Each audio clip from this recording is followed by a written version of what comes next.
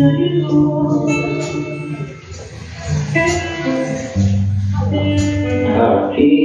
Panginoon,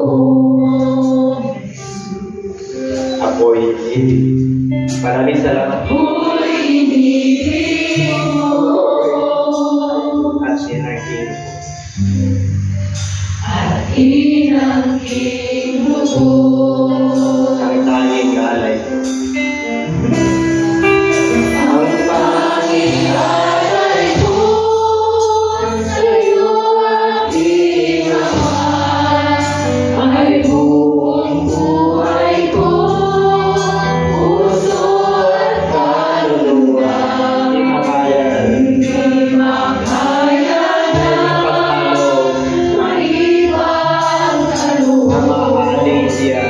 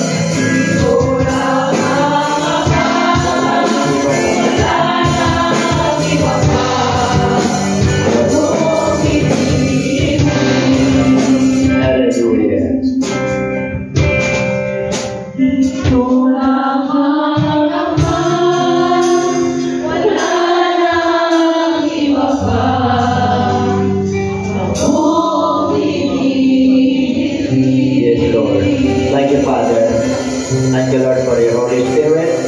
Thank you, Father. You ignite us to praise you and to worship you. Make a joyful noise unto the Lord, holiness. Come before His presence with singing. Lo ye din tatapon. Tadihan tumitas. Praise God. Hallelujah. Okay, palapan po natin ang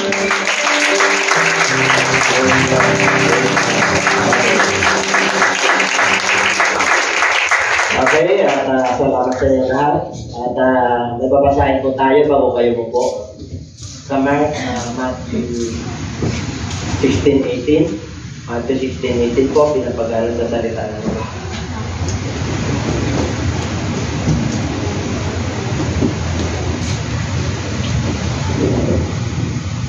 Nabuhayan tayo. Kasi sabi ng Lord kanina, ang tawag na hininga ay magpuri. Kaya kung hindi ka magpupuri, wala kang hininga. Sabi patay ka sa harapan ng Diyos. Ayaw ng Lord na patay tayo sa harapan. Gusto ng Lord, masigla tayo, masaya tayo, may pag-asa po tayo. Inintay natin yung kanyang pagbabalik, na pinagdadaanan tayo, laban lang. Sabi ko sa katabi, laban lang. Matthew po. Matthew po.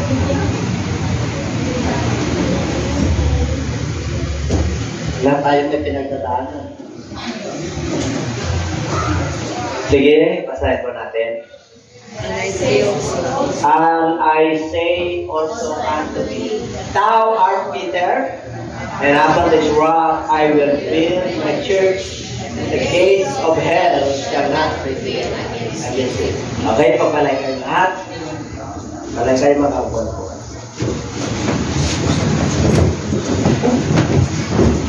And my preaching this morning is entitled The Mark of the True Church. The Mark of the True Church. Kailangan meron tayong tinatawag na real church. May marka yan. Alam niyo yung mark? Ano yung marka sa Tagalog? Marka. Di ba may tatak ng alitin? Di ba may tatak ng pinalaya? Ano ba may tatak tayo? 666? Antikristo yun. Dapat nakatatak sa atin si Jesus Christ. Ang lahat ng nanalig sa ating Panginoon, sa ating Panginoon, at sila po ay nabautismuhan sa pangalan ni Jesus, at sila ay nabautismuhan sa banal na Espiritu, at sila ay nagpapatuloy sa kapanalan at mga instruction ng ating Panginoon, ay talagang mamumunga ka ng sagana. Amen po? Mamumunga ka ng sagana. Kaya dito, naniniwala pa kayo na sa Diyos tayo. Kung hindi kayo naniniwala, mahirap. May paalala ang Diyos sa inyo. Maniwala na kayo. Pag ang Diyos kumilos po, ano lang kayo, kung nasasaktan kayo, tanggapin nyo lang. Kung hindi kayo makakagpuri, sabihin mo, tulungan pa ko makagpuri. Yung totoo pa yun. Hindi dahil sa sinabi ni Bishop. Sinabi ko lang yun, titignan ko lang kung talagang kaya nyo magtasang kamay.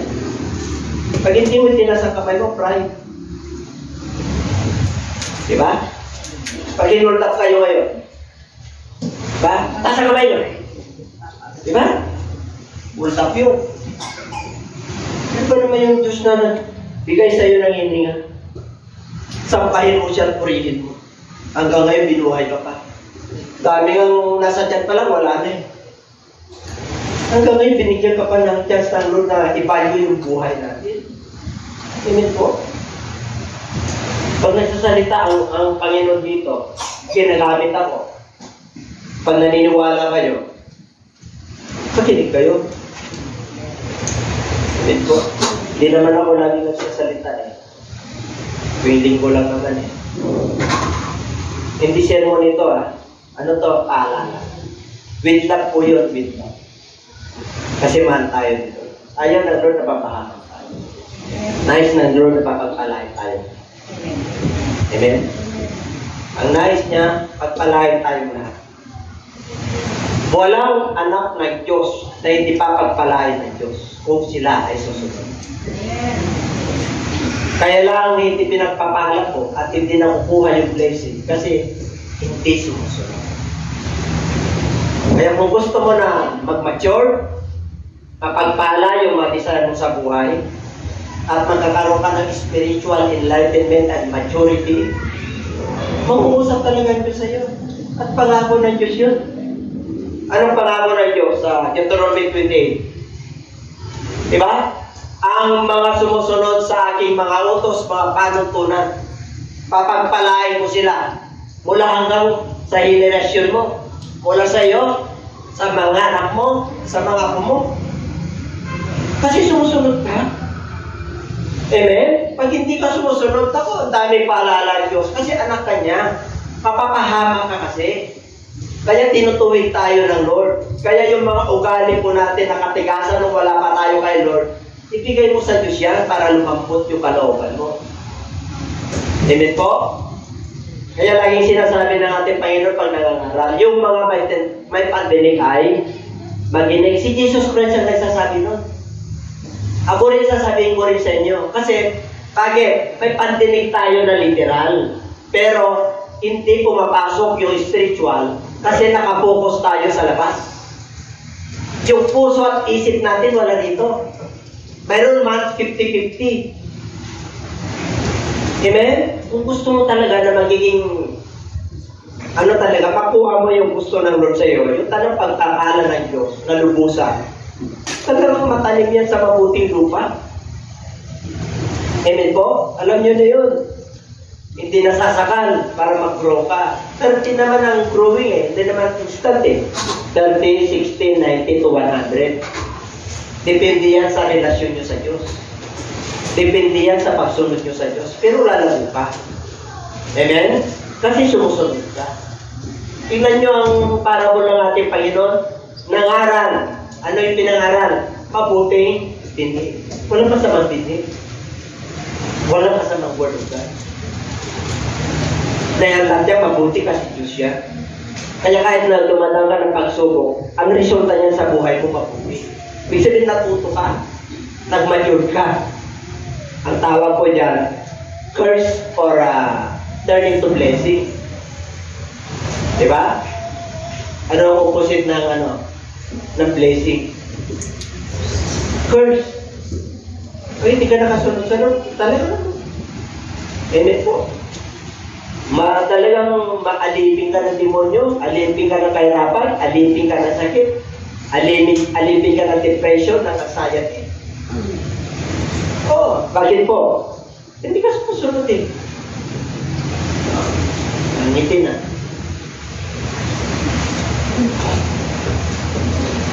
Marks of the True Church. Bakit sinabi po riyan sa 16:18? Why does the Bible say? Bakit sinabi niya sa ating Panginoon? Na ikaw, Pedro, itong bato na ito, itatayo ko. Sino magtatayo? Si Peter o si Jesus Christ? Hindi si Peter. At the gates of Hades. Pag sinabing gates of Hades, hell yan, impyerno yan. Hindi makakapanay. Pag ikaw ay anak ng Diyos, ang demonyo kaya mong palayasin sa buhay mo. Ano ba ang demonyo? Demonyo ng kahirapan, demonyo ng karamdaman, demonyo ng kasalanan, demonyo ng hindi mapagkatulog, anxiety. Hindi sa Lord yan. Gusto na Lord payapa ka. Demonyo ng kabalisahan, puro demonyo po yan. Thousands. Tapos wala kang instruction ng Lord. Diba? Tapos wala kang salita ng Diyos. May salita ng Diyos, kapos. Amen? Ibig sabihin, gusto ng Lord, matututo po tayo. Kaya dito po, sa ating, sa panahon natin ngayon, pag sinabing church, dalawa po yan. Isang church na structural. Structure. Ang gaganda ng mga church, building po yun. Ang church na tinutukoy dito, tayo. Tao. Ito, church ni Jesus Christ ito. Templo niya to. Kasi nanalig ka sa Kanya. Kaya sabi ng Lord, ang kaso ng ating Panginoon, kung bakit siya na-crucify, may mga saksi na sinungaling. Nagsinungaling yung mga saksi. Ano yun? Ang sabi niya, itatayo niya yung templo na ginawa ng 40 years. 3 araw lang. Pubuin niya. Anong tinutukoy niya na templo ron? Yung kanyang katawan. After 3 days, magre-resurrect siya. Hindi yung templo na ginawa nila nung panahon ni Solomon. Amen po? Yung templo na tinutukoy niya, yung kanyang katawan, iaalay niya. Kaya yung templo na natin na mananampalataya, ito na yung templo ng Diyos. Kaya dapat marunong kang magpuri sa Diyos. Marunong kang makinig. Marunong kang sumunod. Kasi templo ka niya na eh. Ibinigay niya yung buhay niya sa iyo. Grabe ang ginawa ng Diyos sa atin ah. Dati makasalanan tayo, dapat tayo mabago eh. Anong ginawa ng Diyos? Diyos yun ah. Ano sabi ng Bible? Walang nakaabot sa kalwalhatian ng Diyos, kaya inabot niya tayo. Kaya bumabago siya. Saan siya pinanganak? Ikaw, saan ka pinanganak? Ha? Kumadrona, partira, hospital?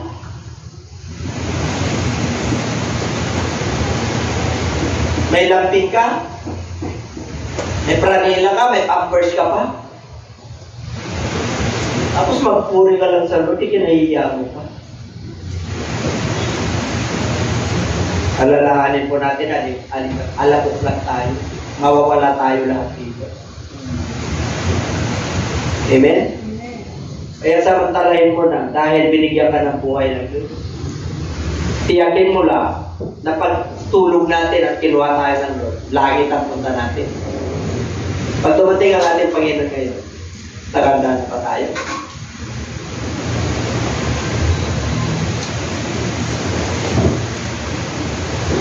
Anytime darating ang Lord. Pakatulog yung pananampalataya natin. Nasa kabalisahan, nasa trabaho. Ha? Kaya hindi tayo gumagaling at lagi tayo nararamdaman. Bakit po? Kabalisahan. Sinabi ng Lord yun eh. Sino ang makakapag yung buhay natin, makakapagtawas? Ang tao? Ha? Kabalisahan. Tawad na Diyos yan. Yan ang balisa. Mananampalataya ka, balisa ka. Anak ka na ng Diyos na ba? Wala kang iniwan sa unbeliever. Dapat hindi ka nababalisa. Amen? The founder and the owner of the true church is not the Pope. It's not Peter. It is Peter. He is not the founder of the church. Joseph Smith, or dito sa Pilipinas, Manalo, or Kibuloy. Wala po. Kundi ang founder ng church is founded and headed by Jesus Christ Himself. Kaya tatandaan nyo yan. Yung pinupuri natin dito, Diyos. Hindi ako. Amen? Ginagamit lang ako ng Diyos. Kung gumaling ka, pinagpala ka, ginamit lang ako ng Diyos. Pero karpurihan at kalwalhatian ay sa Kanya. Kung tayo man ay nainalter at niligtas ng Lord, ginamit lang ako ng Diyos. Ginamit ako, pero kumalang naman kayo. Amen? Kumalang tayo, the pastors and the... Ayun na yun, may subject yun eh. Ang pastor at ang... Meron eh.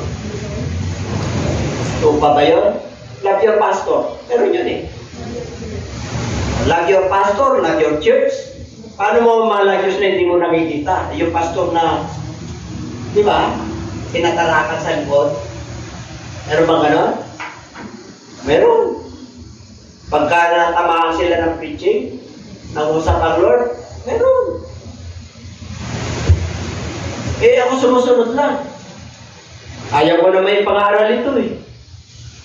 Para papayagin mo tayo. Kung hindi ko po pangaral ito, mananagot ako sa Diyos. Amen? Yung natamasa nyo ng kaligtasan at hindi nyo sinir sa labuan nyo, mananagot din kayo sa Diyos. Akala nyo wala kayong sagutin? Kaya sinabi niya, ginawa kitang anak, ginawa kitang bantay, ginawa kitang mananampalataya para witnessan mo yung maano sa buhay. Pag hindi mo kayang witnessan yan, kinakahiya mo yung gospel. Ano sabi ng Lord? Sisingilin kita yung buhay ng dugo ng iyong mga mahal sa buhay. Pero kung sisingilin tayo ng Lord, sino na ano yung mahal niya sa buhay ng gospel? Nagpatuto na sa magulang mo kahit nausiging ka. Kahit nakakadyawa ka. Kahit na hindi ka bibigyan ng allowance. Pinaglalaban mo yung magandang balita na natamasa mo. Diba? Nakikita ng Diyos yan isang araw. Ano sila sa'yo? Ay, ikaw palang tama. Kasi ikaw kapagpalain ng Diyos eh. Itataas ka ng Diyos eh. Kilala niyo si Joseph? Pininta na siya ng mga kapatid niya, pero mahal niya pa rin yung mga kapatid niya. Naging gobernador sa Egypt. Bakit? Sumunod siya sa Lord eh. Sa araw, baka magtaka ka. Nasa mahirap ka, sumunod ka sa Lord. Mamaya, nakikita ka na. Bakit? Nagnininig ka, nagniniwala ka eh. May para ng Diyos. Sinabi ng Lord eh. Pag sinabi ng Diyos na papagpalain kita, pinili na kita bago lalagyan ng mundo ito, tatayuan mo yun. Pero mo bago lalagyan ng mundo, bago makaroon ng mundo, nasa isip ka na ng Diyos sa panahon ngayon na ikaw ay alam niya. Bago lalagyan ng mundo. Tapos tumating lang yung kunting problema sa kahirapan eh. Nawala ka na, nalis ka na sa pananampalataya. What kind of church is that? Pinag-founded ba, unaided by the person or people? Hindi na founded by the Lord Jesus Christ. Ganun katindi yung Diyos natin. Kaya kahit na may karamdaman ka, kahit na mahirap ka, pagka yung pananampalataya mo, magtatapos ako. Kahit na wala kang pera at mahirap kayo, magtatapos ka talaga. Kasi pinili ka na ng Diyos eh. Amen? Yung iba nagdududa pa eh. Pinili ka na nga eh. Hindi ka lang pinili. Hindi ka lang tinawag, pinili ka pa. Hindi ka lang pinili, ginawa ka niyang anak. Pero mo. Ang sabi ng John 1:12. Diba? Ang lahat ng nananalig kay Kristo ay binigyan niya ng karapatan na maging anak ng nagtututo ka pa rin doon. Sabi mo sa sarili mo, pinagpala na ako. Arang hindi nyo babanggit. Hindi nyo babanggit. Nakakaya ba na sabihin kayo Lord na pinagpala na? Ito to naman. Number 1. The true church is founded and headed by Christ Jesus Himself. Colossians 1:18. Why? Bakit? Kasi siya yung ulo ng katawan. The church, who is the beginning, the firstborn from the dead, that in all things he may have the preeminence. What is the meaning of preeminence? Power, makapangyarihan. Siya po, si Jesus Christ, siya yung ulo. Dito, siya yung master natin. Yung preaching, yung Word of God, hindi ko kayang ipaliwanag yan kung wala siya dito. Kahit na scholar ka at magaling ka sa mundo nito, kahit na profession mo, magaling ka. Hindi nyo ba alam ng salita ng Diyos ay huwaga? Kahit na babasahin nila yan, hindi nila maintindihan. Mayroon lang talagang pinagkalooban ng Diyos na magturo para maintindihan mo ang salita ng Diyos. And everybody say amen. Marami po yan.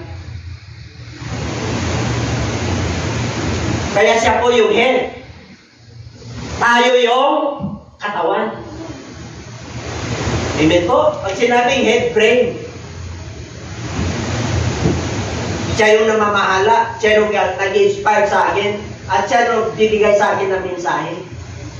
Para sabihin sa inyo, para lumago yung templo na to na tinubos ng Lord.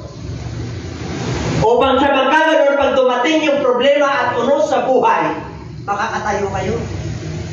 Kasi kasama natin ang Diyos. Nasa labanan tayo. Spiritual warfare ang tawag po dyan. Ang dami tayong kaway. Unang demonyo, pangalawa, ang pamamahala, pamahalaan, pangatlo, yung lust. Itong mundo na to. Oh. Yung sarili mo, yung pita ng laman, pita ng mata, at yung pride of life. Ang hirap kaya ang pride ng tao.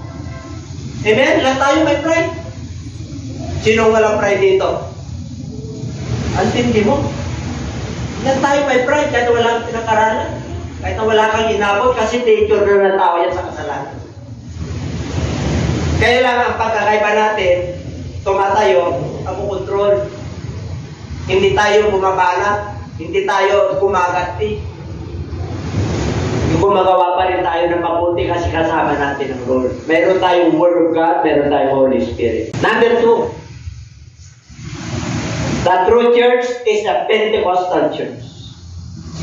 The true church is a Pentecostal church. Why? The real church is born on the day of Pentecost. 33 AD. 33 AD. Di ba may nababasa kayo? 33 AD. Annos Domini. Pag nakakita kayo dyan, ng 33 AD, after the resurrection of the Lord. Pag nakakita kayo ng BC before Christ. Amen? 2,000 years ago. Diba? 2024 na tayo ngayon. O, 2,000 years ago, ipinanganak si Jesus Christ. Kaya yung panahon po natin ngayon, 2054 na, hindi pa mapapalik siya. Ilang generation na po. Diba? Kaya noong 33 AD, the church was born on the day of Pentecost. Doon, ipinanganak 33 AD. Ano yung 33 AD? Kailan nag-resurrect ang ating Panginoon? Ilang taon siya nag-ministry? 30 years. Ay, 33. 3 years. 33 years po siya na namalagi sa lupa. Kaya nung namatay po siya, nung nag-resurrect po siya, sabi niya sa kanyang mga alagad, hintayin niyo ako. Magbibigay sa inyo ng ating Panginoon Diyos ng pangako sa upper room. Kaya nung sabi diyan, on the day of Pentecost, pag sinabing Pentecost, paglaya po yan. Kapistahan po yan. Every year po yan. Nag-ano po sila? Nagkapistahan. Pentecost po yan. Pagka 50 years na yan, or 7 years, hindi ka na alipin. Waris, 7 years ka na alipin. Mamimili ka na kung sino amo mo. Wari may utang ka, malaya ka na. Amen? Kaya sa Father's prayer, Lord's Prayer, forgive our debtors as I forgive those who debts against us. Diba? Patawarin mo kami sa aming mga utang. Kagaya ng pagpapatawad namin sa mga nakautang sa amin. Sabihin mo sa katabi, may utang ka. Lahat tayo may utang. Yung buhay mo, utang mo kay Lord yan. Sino ba nagbigay ng buhay natin? Ang Diyos, di ba? Utang natin na loob natin yan. Kaya may utang tayo kay Lord. Sinabi niya sa Book of Romans, you are debtors for Christ. Nung nilagtas ka, ano naman ang pagbabayad mo kay Lord? Binayaran ka na. Diba? The true church is a Pentecostal church. Tingnan natin Ephesians chapter 2. What? Ay, dito. Nandito pa tayo. Magiging kayo. On the day of Pentecost, they were all in one accord in one place. Nagkaroon sila ng pagkakaisa sa isang lugar. Kasi sabi ng Lord yun eh, hintayin niyo ako sa upper room. At sa number 2. And suddenly, there came a sound from heaven as of a rushing mighty wind. Ibig sabihin may dumating, galing sa langit, kubog, sa mataas. Ang hangin pa, alam niyo kung saan nagaling? Alam niyo? Hindi. Ganun po ang Holy Spirit. And then came a sound from heaven as of a rushing mighty wind, and it filled all the house where they were sitting. Kagaya nito, nasa upper tayo, nasa second floor. Noong panahon po nila, yung 120 disciples, sabi na Lord, hintayin niyo kami, hintayin niyo ako roon. Mayroon yung hindi nila alam yun eh. Yung Holy Spirit, di ba nila alam? Kaya bigla, 3. Ano raw ang dumating? And then there appeared to them divided tongues as of fire, and one sat upon each of them. Merong cloven tongues na dumapo sa kanila, yung 120. Apoy, galing sa langit. Hindi apoy na masusunog ka. Spiritual po yun. Talaga nakita ng mga tao. Nakita. Wari dito, puspos tayo ng Holy Spirit. Ipapakita ng Lord yung mga nasa labas kung ano nangyayari dito at maririnig po nila. Ganun kapangyarihan ng Diyos natin. Akala nila lumilintod dito. Hindi po. Yun yung kapangyarihan ng Diyos pag tayo ba'y napuspos. Kahit na anong bisyo mo, kahit na anong sakit mo, kaya kanyang pagaling. Kahit na may cancer ka pa. Kahit na wala kang pera, kaya kanyang bigyan. Kahit na hirap ka sa buhay, kaya kanyang payamanin. Kasi Diyos yan. Amen? Sabi mo siya, katabi, mayaman ka. Tapos lulugo-lugo ka pag pumunta ka rito. Praise the Lord. Hindi yan. Nandito ka sa templo ng Diyos. Lord, makita mo yung pangalan niya. Dapat tumiba na yung ano mo eh. Pag nandito pa lang kayo, at itinatouch yung pangalan ng Lord, may nararamdaman ka na. May nararamdaman ba kayo kung tumarating kayo dito? O parang sa bahay lang kayo sa kusina na namamasyal sa lunita. Hey! This is the temple of the Lord. Lahat ng problema mo dapat masusolve dito. Amen? Pag uwi mo na, iwan na, kinuha na ni Lord. Puspos ka na dapat. Tumatayo ka na. Kasi, we are a Pentecostal church. Alam niyo ba, Pentecostal? Alive. Hindi patay. Ang daming buhay na tao, patay sa harapan ng Diyos. Bakit? Yung kanilang spiritual ay patay, bulag. Maraming bulag. Sinabi na Lord eh. Pag hindi mo alam ang taan ng Diyos, bulag ka. Kasi hindi mo alam ang katotohanan. Tingnan nyo kahit na gumawa kayo ng mabubuting bagay. Hindi nakikita ng iba. Bulag sila eh. Kahit na gumawa ka ng mabuti. Diba? Kaya inuusig ang marang ng Diyos eh. Kasi hindi nila nakikita yung liwanag. Ikaw yung liwanag eh. Kahit na magpakabuti ka pa, meron masasabi sa iyo. And everybody say amen. Oh, pero mo, tumapo sa bawat isa yung ano, tumapo eh. Bakit? Ano nangyari? Basahin natin. All, yung 120, lahat sila. With the, and began,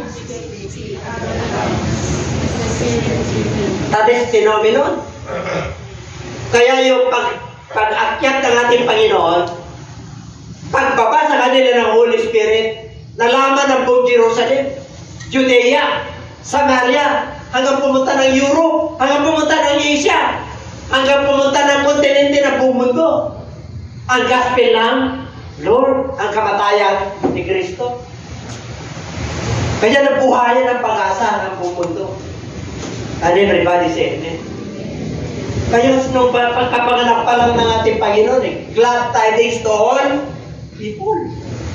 Great joy in all the earth because of the coming of the Messiah.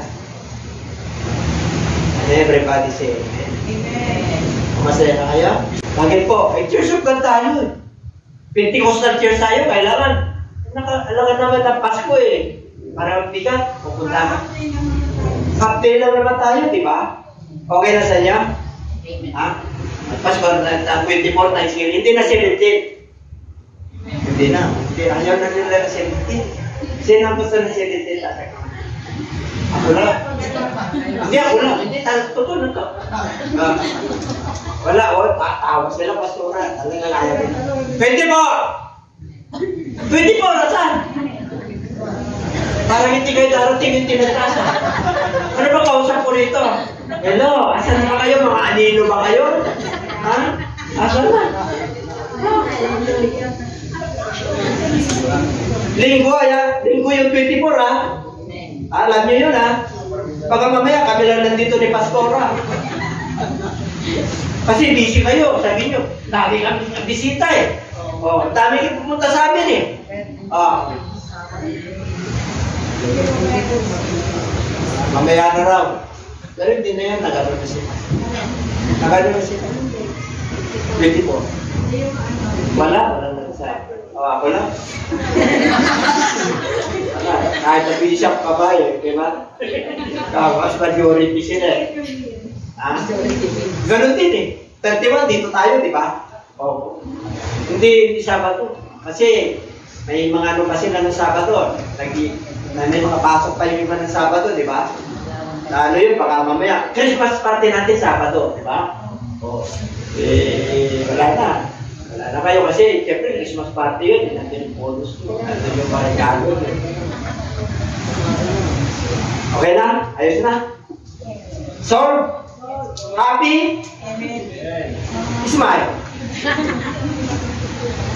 Hindi ko alam kung anong kausap ko. Okay lang, okay na. Naintindihan ko kayo. Kasi may pinagdadaanan kayo.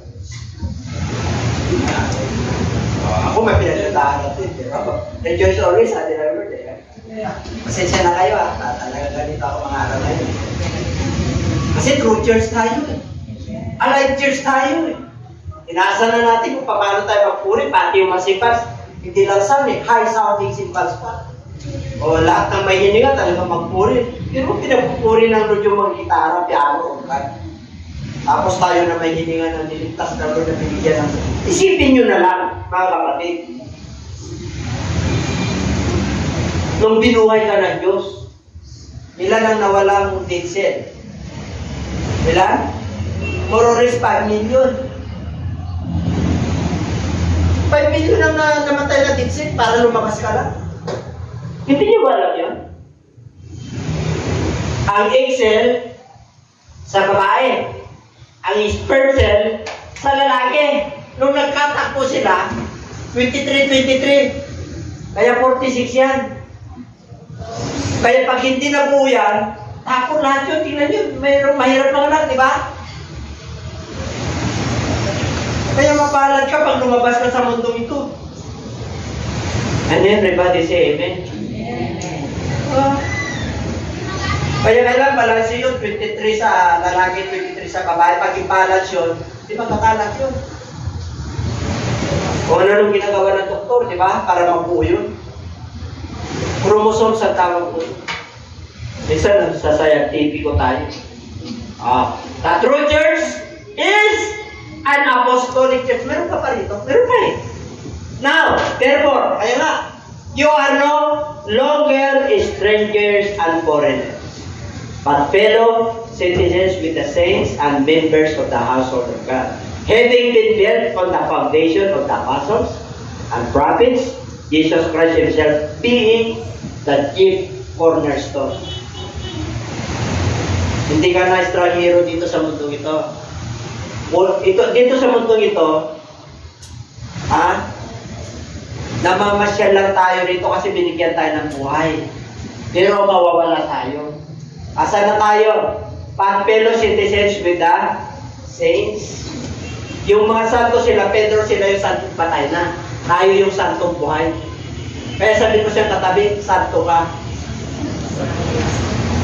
Bakit ka naging santo? Kasi nga nananalig ka kay Kristo eh. Sumunod ka sa gospel. Kaya santo ka na buhay. Kaya sabi ng Book of Acts, kayo yung living epistle. Kayo yung nakikita ng tao ng Word of God. Kasi ikaw yung kumikilos. Kasi naipapamuhay mo yung salita ng Diyos. Kaya santo ka. Kaya natatakot kayo. Kukunin na ba kayo ng Lord pag sinabing santo ka? Hindi po, buhay tayo na santo. Sila Peter, sila Paul, sila yung santo na nauna na sa atin. Patay na sila pero natutulog lang. Amen? Ganon din po mayayari sa atin. Pag nauna na tayo, matutulog ka lang. Amen? O, pero mo matutulog ka lang. Igisingin ka ni Lord pag-rapture. Yung mga buhay, ay mga kapatid, hindi ka na mamatay.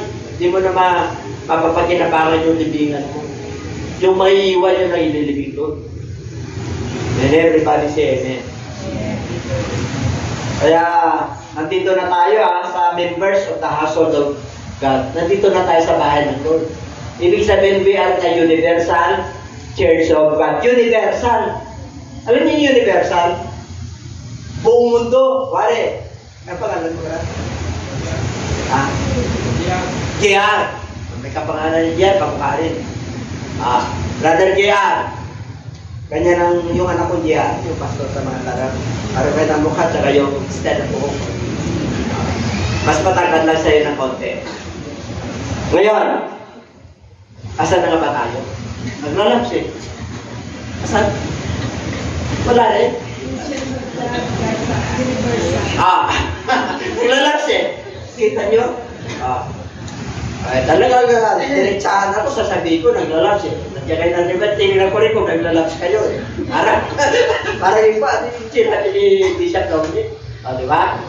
Hindi ka naman ako pwede magpalusot sa inyo. Ay, ano lang ako, kunyari. Yung kunyari talaga nag-laps. Amen? Yung motor ko, Universal Church of God. Ano ibig sabihin? Wari si Brother Gian. Pumunta siya sa Japan. Nakakita siya ng are you a believer? Wow, ayun. Sana, kaman. Believer? Oh, yeah. Ibig sabihin, hindi ka na magano ng criteria mo na ako ay taga-Pimana, ako eh. Basta sinabi mo na Acts 2:38, kapatid ka na niya. Kami, we have many house akin, on the hill. And I have my very, very nice reception, which is Ajinomoto. Amen? Makapatid na kayo agad. Pero pag hindi ka kilala, yun ang tinatawag na household of God. Bale, punta ka ng Amerika, wala kang kilala riyan. Bishop, punta ako ng Amerika. Wala, hindi sa Amerika, di ba? Punta ako ng Amerika. Meron ka bang kilala doon sa California? Di ba? Meron bang Church of God doon? Di pupunta ka. In-endorse ako ni Bishop. Punta ka roon, kilala ka na agad eh. Hindi natitignan ng background mo. Amen po? Bakit? Members ka lang. Household of God. Ganun ka katindi. Amen po? O kaya, don't make yourself degraded. Huwag mong ibaba yung sarili mo. Ang dami kang kaibigan, ang dami kang bahay, ang dami kang kapatiran. Kailangan ma-lift up yung ano mo. Di ba? Hero mo ang founder natin, yung mga apostles, yung mga propeta, noon pa, sila Moses, Jesus Christ, being the chief cornerstone. Siya yung batong panulukan. Kaya itong iglesia na to, itong iglesia na to, ginamit lang ako ng Lord kaya tinatag. Ano pangalan ng iglesia rito? Jesus Christ Church International, love God above all. Bakit may Iglesia ni Cristo? Lahat po ng nakaregister may incorporated yun. Amen po? Totoo yun, pwedeng Iglesia ni Cristo, pero hindi ibig sabihin na yung Iglesia natin, ang lalaki. Ang iglesia ni Kristo dito ito. Kaya sabi ko sa yung katabi, iglesia ka pala ni Kristo. O hindi kayo pupunta ro sa kabila, baka mamaya next Sunday, nandun kayo. Ang iglesia ni Kristo na tinatawag, yung pinatawad, yung nanalig ka, tumanggap ka kay Lord, nabaptize ka in Jesus' name, puspos ka ng banal na Espiritu, kaya templo ka na ni Lord, kaya iglesia ka ni Kristo. Hindi yung temple na ginawa ni Manalo. Yung Kristo na iglesia, siya yung tumubo sa atin. Kaya iglesia ka niya. Kaya anak ka niya. Aarugaan ka niya. Mamahalin ka niya. Papagpalain ka niya. Karoon ka ng kagalakan, kapayapaan, pag-asa at pag-ibig. Amen? Number 3. Ito na. Number 4 na ba tayo? Acts 2:42. Ano raw? Sila ay nagpatuloy na natiling matibay sa turo ng mga apostoles at nagkaroon sila ng pagsama-sama. Fellowship tayo every first Sunday. Ang pagsama-sama, hindi lang sa Word of God, may panahon tayo na nagsama-sama, first week of the month. At sa December 17? 17? Ay, fellowship tayo. December 24. At saka, December 31. Baka nakalimutan nyo, may 31 ng December. Tapos si Pag-Sipin sana, hindi kami tuloy ng ano. Ay, nagkamali ako, Bishop. Akala ko yung December hanggang 30 lang. Nagkaroon ka ng lapse date kagaya ko. Huwag na huwag mangyari. Breaking of bread. Ginagawa ba natin yan? Yes, nagko-communion tayo. Yung breaking of bread pa rin ito yung Word of God. Yung hindi, napakalis. Rightly dividing the word of truth. Ano yung rightly dividing the word of truth? Pag kayo ay nangaral, tama, tumpak, sakto. Para hindi magiging pula ang propeta tayo. Amen? Di ba maraming pula ang propeta ngayon? Kaya itinuturo ito ng Diyos para meron kayong lakas ng loob na tayo ay nakatayo sa 100% na iglesia. Amen? Naririnig niyo, hindi naman kayo siguro bingin, di ba? Hindi ko pa yung sinisigawan. Okay. Ano lang, naging pasas na. Okay. Ano pa? Ani, kita mo? Ano daw? At nagbigay ng Diyos ng mga apostoles, mga propeta, mga evangelista, at mga pastor, at mga guro. Para sa ikatitibay ng mga banal, tayo yun. Mananampalataya. Para sa gawain ng ministeryo. Para sa ikakaunlad ng body of Christ. Para malusog tayo. Para pag dumating yung bagyo, nakatayo tayo sa bato. Dumating yung karamdaman, buhay ka. May walking, unyo-unya ka na. Yung-unya, di mga kilos sa'yo. Kasi kasama mo si Lord eh. Tatlo lang sa paa. Inaatakan mo yung walking umunya. Bakit? And the Lord is with you. Wherever you go. Kahit anong virus na darating. Kasi, kilala mo yung Diyos mo. Kilala mo yung sinasamba mo. Kasama mo siya yung Espiritu niya. Kaya pinagpala ka na ng Diyos. Amen? Doon na tayo. Number 4. 10 yan Hanggang 5 lang tayo. Kaya Nelis, hanggang 5 lang. May part 2 ito. Next week part 2, yung 6 hanggang 10. Hanggang 5 lang tayo. Okay, mag-alala. Tapos na tayo. Iba nag-alala eh. Wala naman ako nakikita ka lang. Ibig sabihin, okay sa inyo. Dati, pagka nakatayo ko pala dito. Kaumpisa pala. Nag-mature na kayo. Hindi siya naglago ako. Pero mo kakatayo ko lang sa hapon dito. Akala nyo, di ba na? Alam niyo po, kahit na paano may doon yung aking mata. Ay nagsasalamin po ako. Tumatagos yan. Kaya pag pumunta ako sa bahay ng kapatiran, lumalagok yan.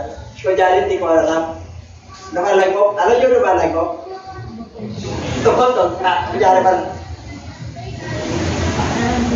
Yung iba? Kaya niya na sabihin. Hello, hindi ko sinabi yun na, oh, naninig. Hindi sinisita yun. Hayaan niya na makonsensya sila. Amen? Pag sila ko, Bishop, nagpagsira ko, kalahati na ng paga mo. Gusto mo ba mo yan? Ganun lang yun eh. Pagsisi ka na. Sisi ka na kasi anak ka ng Diyos. Amen? Ganun lang naman yun. Lahat naman tayo may kakulangan sa Diyos eh. The true church teaches teaching of the apostle. Therefore, ayun na, leaving the discussion of the elementary principle. May elementary pala. Sino ang elementary dito? Iwasan na natin yung mga pambata. Yung mga pambata nandun. E, B, C, D, E, F, G. Pagpuri ka na, pag nandito ka, taas mo na yung kamay mo. Amen? Yun yun. Ilang taon na tayo sa pananampalataya pagdating natin dito. Hindi pa sa bishop na.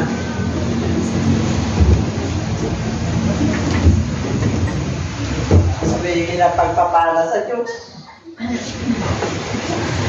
Alam nyo, pagka ikaw ay anak ng Diyos, kahit na may problema ko, pagdating mo rin, hallelujah, praise the Lord.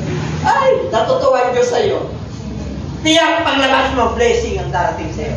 Kagalakan, kapayapaan, pag-ibig, pag-asa, pagtsatsaga, pagpapahinunod, self-control. Lahat ng fruit of the Holy Spirit nasa iyo. And the gifts of the Holy Spirit. Dalawa yan. Gifts and the fruits of the Holy Spirit. Tatakmayin ko yun. Hallelujah! Kahit anong bigat ng problema mo, iyawit mo lang yan eh. There is no problem to be. God cannot solve it. There is no mountain to throw. God cannot move it. Kaya-kaya niyang linisin ang Diyos. Ha? There is no storm to dark. God cannot come in. Kahit na signal number 5 niya, yung bahay mo, dinili pa rin. Kasama mo ang Diyos niya. May Bible study kayo roon. Nagpe-pray kayo roon. Wala kang bubong, kulang pa ang word. Tag-ulan na naman, ilang taon na walang bubong ito. Kulang, Panginoon. Dapat kami tayo malalim sa Diyos. Amen? Parang kawawa ron. Bilang 10 taon na po ito. Hindi na ba sabi ng Diyos, iyakin. Tumayaw ka! Magpakatibay ka! Magpakatatag ka! Lumaban ka! Hindi. Ang demonyo mas malaki. Nakapalugtot na yan sa kahirapan. Ha? Nasa Lord ka. Amen po. Grabe, mapagpakala na. Diyos, na-verpo na tayo ha. Alisin mo yung pag-elementary. Nasa high school ka na. Alisin mo na yung high school mo. College ka na. Graduate ka na dapat ng mga bisyo at kasalanan sa mundo nito. Pag nakita ka na maganda, mas maganda si Mrs. Ganun, nire-review yan. Yung iba, wini-welcome. Greater is He that is in you and He that is in the world. Eh, nasa Lord. Lagi ka naman tatakot sa kapre. Eh, yung Diyos natin, eh, trono niya sa langit. Yung kapre, kapun niya lang yun eh. Kaya tinakapon ko. Asan niya? Pero sabi ko, hindi mo. Siyempre, kapag tabagan ka, sarili mo lang yun. Doon sa mga, hindi mo. Panapalan mo ako yung papangyarihan at yung pananatuwa. Sige! Mabas ka! Tapa. Bakit? Kasama mo ako din. Pero kung sarili mo lang, nandito na ako, malaman ka. Tindirisik kita. Di ba? Wala na. Puro atang ka kaya ko. Alayan natin siya. Laya natin. Wala, tapos ka na. Amen? Pero pagkasama mo Diyos, yung fountain, yung pananampalataya mo, tibay. Kahit na sabi ng doktor sa'yo, ako, 5 buwan ka na lang. Ay, ako naniniwala, Lord. Pagsubok lang ito. Ha? Oh. Saan pa ba kayo? Under 5 na tayo. Kaya teaching of the apostles yan. Last na to. The true church believes in the deity of Jesus Christ as God. Marami bang hindi naniniwala dyan? Ha? Marami. Kaya nga maraming false prophet eh. Yung iba nga ayaw magpapatay sa pangalan ni Jesus eh. Ano dahilan? Pinakapangalan lang si Jesus Christ yung kaligtasan. Pero hindi ayaw nila magpapatay sa pangalan ni Jesus. Pansin, kita mo? Gawa ng kaaway. Eh, ano sabi na? Ang Church of God ay hindi makakapanay ng atheist. Kahit na yun yan. Kahit na demonyo yan. Kaya sabi ni Tomas, ang Thomas answered that ito yung my Lord and my God. Bakit nasabi ni Tomas yan? Kasi, nung unang pag-appear ng Lord sa resurrection, wala si Tomas. Wala. Sino Tomas dito? Bakit? Anong palayaw ni Tomas? Thomas the Doubter. Nagalinlangan. Ano ang pala nila? Maliban na lang. Daiti ko yung ipasok ko yung dalilo ko sa pinagtakuan niya, sa kamay niya, sa kapag. Hindi ako maniniwala na dumating si Kristo rito na tumagos. Hindi ako maniniwala. After 7 days, sabi ni Jesus Christ, tumagos, peace be with you, Tomas. Ipasok mo na yung daliri mo. Pasok mo na. My Lord and my God. Alam mo, sa mga ibang sikta, nagulat daw si Tomas. Kaya sabi niya raw yung, my Lord and my God. Hindi ko nagulat si Tomas. Kilala niya. Yan o. Alam mo ba yung nagulat daw kasi ito may ito to nagulat daw, di ba pag may exclamatory point nagulat. Hindi ko nagulat dyan. Ini-explain lang dyan na dalawa yan. Maring nagulat siya, pero kilala niya yung Lord. Alagad siya eh. Ang pagkakilala niya kay Jesus Christ, Lord lang. Kayo, kilala niya si Jesus Christ na Lord? Pag Lord, panganay siya. Pag Lord, sasampay mo siya kung anong gusto niya. Kasi siya yung panganay sa lahat. Naniniwala ka rin ba na si Jesus Christ? Amen. Tayo naniniwala? Amen. Punta sa labas, pukunti lang naniniwala na si Kristo ay. Kaya makalat ka. Sabi mo makalat ka. Bakit?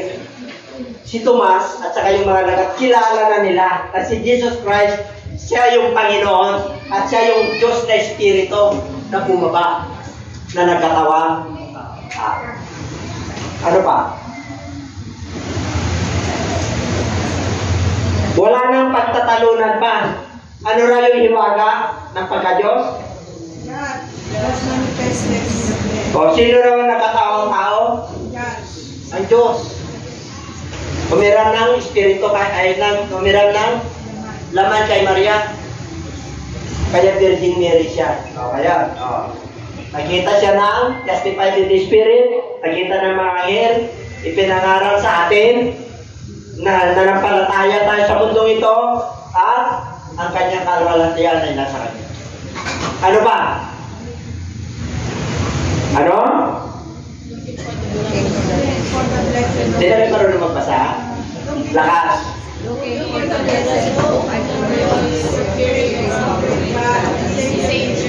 Ano na siya?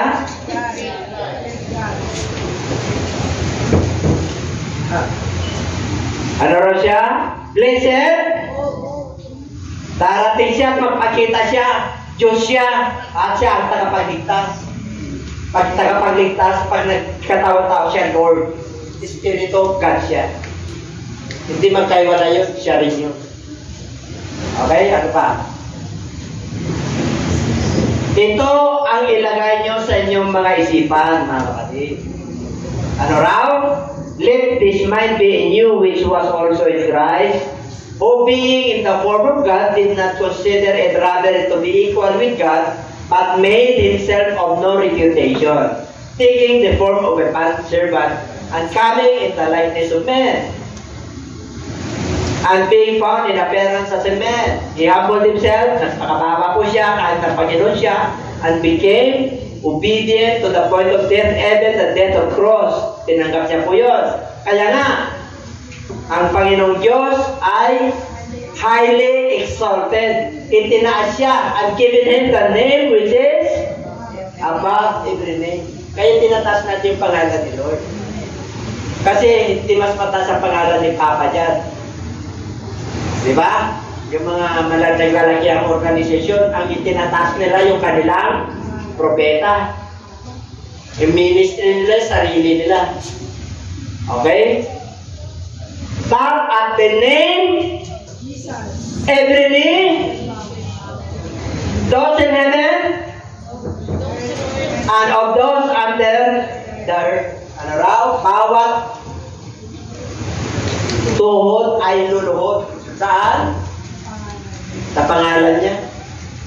Kaya lahat ng mga tao pagdating ng Lord luluhod, whether you like it or not, kahit na gaano ka kataas, paluluring ka ng Diyos. Kaya ngayon nagpa-practice na tayo na lumuhudan. Nagpa-practice na tayo na magpuri na itaas ang pangalan.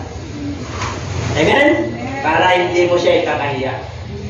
So, puri ng Diyos, part 1 po yan. Tapos na? Wala na? Isa pa? Meron pa rin.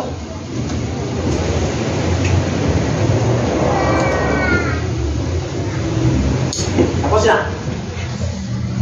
Nakuha niyo? Okay. Hindi. Kasi hindi nila nakuha niyo. Kaya nga, kayong mga iglesia ng Diyos na nasa Corinto, kayo ay pinapanal ni Kristo, tinawag kayo na maging santo. Kaya santo ka, santa. Santo. Hindi ka si Santo Papa. Ako si Santo Domingo. Ikaw si Santa Helen. Ha? Maliwanag? Kaya pag sinabi, uy, santo. Santo rin, brother, Tigil Gregorio, nakalimutan, naglalaps eh. Brother Rizal. Dahil Rizaldo yan. December 31 ka, di ba? Ha? December 30. Rizaldi yan. Rizaldi yun, di ba? Kaya Brother Rizal ang pangalan niya. Kaya matalino yan. Kaya binabaril yan, patalikot. Hindi, yung character assassination, siyempre inuusik tayo eh. Baril wala na yung tinauso ngayon yun. Ang binabaril tayo, tinatarakan tayo sa likod, yung mga nag-uusik sa atin, yung ayaw nilang ginagawa natin. Okay? Kaya yung mga santo, yung mga pinabanal, yung mga mananampalataya kay Kristo, with all who in every place, kahit saan kayo, tawagin yung pangalan ni Jesus Christ. Kayo at sila. Ibig sabihin, lahat tayo. Wari, yung tatay mo, hindi mananampalataya. Panginoon, yung tatay ko, nagsusukat nagtatae. Mananampalataya ka. Pigilan mo, Panginoon. Wala kami pambili. Meron kang karapatan. Kasi anak ka niya. Pwede kang mamagitan. Amen?